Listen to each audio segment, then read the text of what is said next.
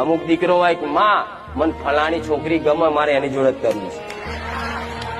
અમુક દીકરી એવી પ્રાર્થના કરે કે માં મને મારો કોઈ છે પ્રેમિકા, એ મારે કર એની જોડે લગ્ન કરવા. કઈક હોય છે, હું જોઉં છું અને સત્ય જ છે ને.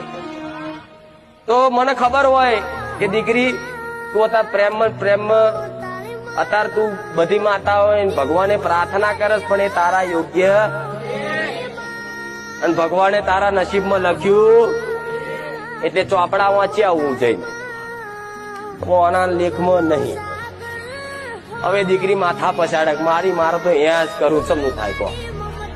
કોઈ દીકરો માથું પછાડી લોહી કાઢે, માં મારે તો અહીંયા જ કરવાનું, ગમે તેને મનાઈ લેતું.